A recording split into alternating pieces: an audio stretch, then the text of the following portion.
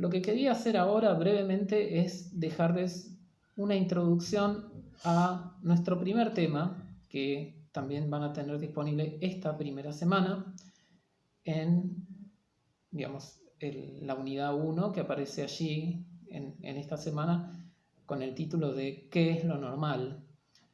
En esta sección lo que vamos a ver es un texto famoso, muy conocido, de Joseph Vincent Marqués. El texto se llama No es natural, o se lo conoce con esa denominación, y es un texto clásico de las ciencias sociales que se suele dar como introducción a la sociología. Yo lo vi en mi primer día de cursado de sociología y realmente me sirvió mucho para entender un poco las características de lo social. Bien, este texto nos presenta la vida cotidiana de un personaje ficticio, como van a poder ver, y nos plantea una tesis principal que la podemos resumir de este modo.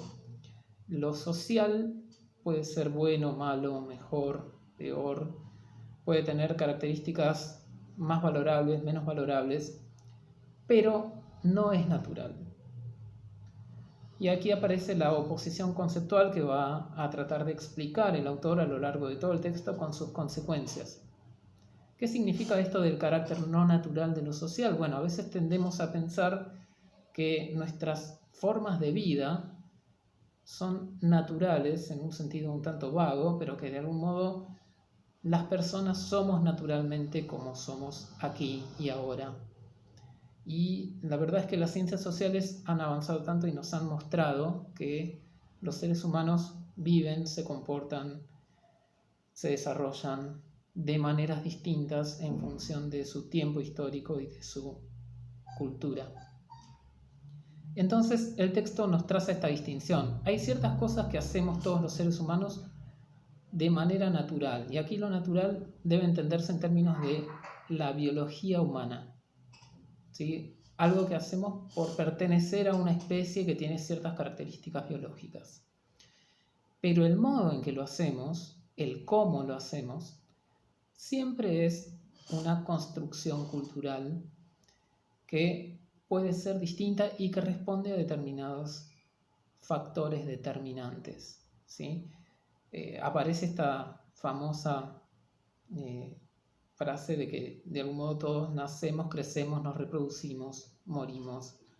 Eso sería el qué hacemos y de algún modo serían factores determinados por la biología, cosas que podríamos llamar naturales en este sentido de lo que depende de la naturaleza, lo que depende de la biología humana.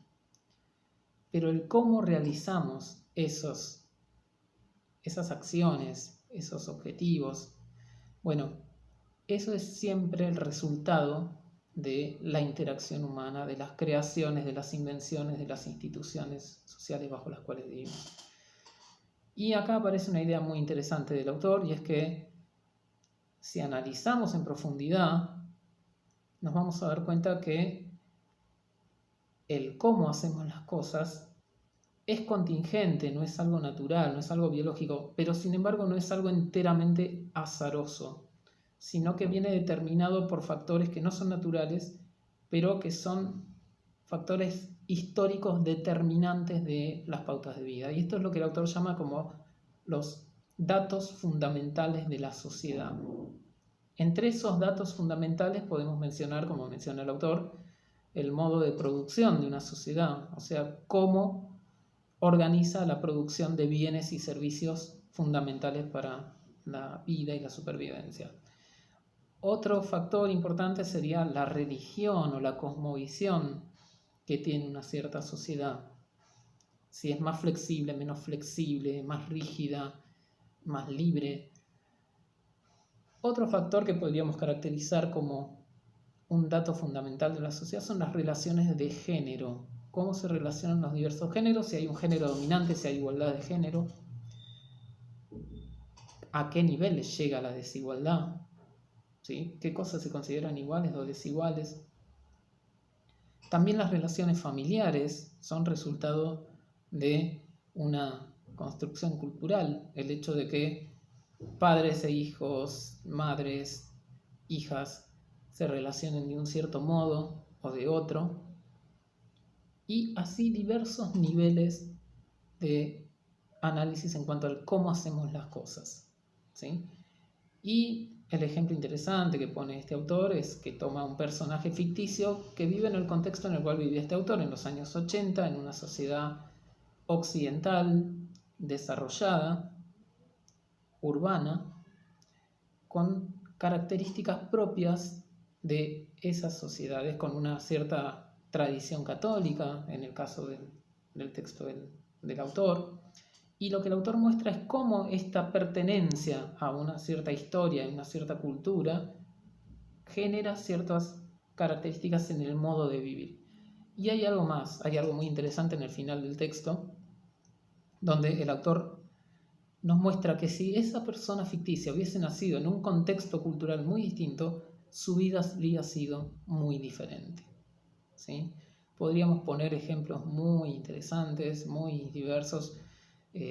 Hay ejemplos como en esta época que estamos atravesando una pandemia y donde nos vemos obligados a mantener prácticas de distancia social.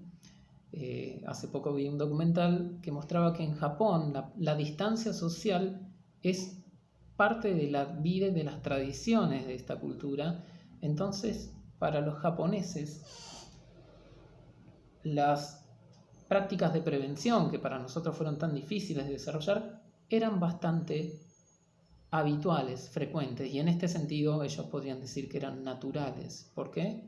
Bueno, porque en esa cultura, con esa historia, con esas instituciones sociales, bueno, ellos aprendieron a ver sus relaciones menos expresivas, más distantes, como algo natural.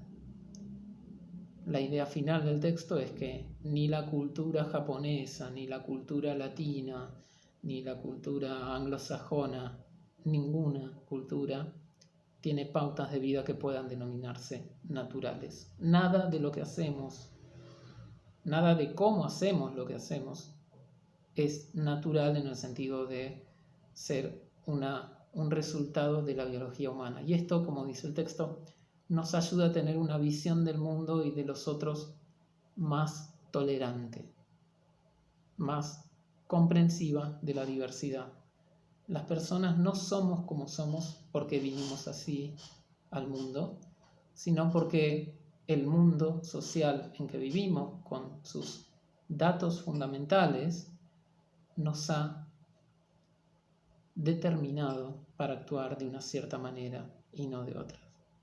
Y eso indica que nuestras vidas podrían haber sido diferentes y que incluso hoy por hoy podríamos tener cambios importantes y hacer de nuestras vidas algo diferente. Y esto nos lleva a comprender mejor a los otros, a los que son muy diferentes, son muy diversos a nosotros, piensan de manera diferente, sienten de manera diferente y viven de manera diferente. Bien, aquí aparecen varios conceptos. Uno que me parece muy interesante remarcar es el de los datos fundamentales de una sociedad. El autor muestra que, de algún modo, las relaciones intrafamiliares, los modos de producción, la influencia de la religión en la cultura eran muy distintas en la sociedad feudal medieval o en sociedades antiguas, donde, por ejemplo, las personas mayores eran las que tenían más poder de decisión, más influencia, más importancia en la estructura familiar. Bien, les dejo entonces estos comentarios, espero que les sirvan para abordar este texto y abordar la actividad que vamos a hacer en esta primera semana. Seguimos en contacto, un saludo a todos y a todas y nos vemos.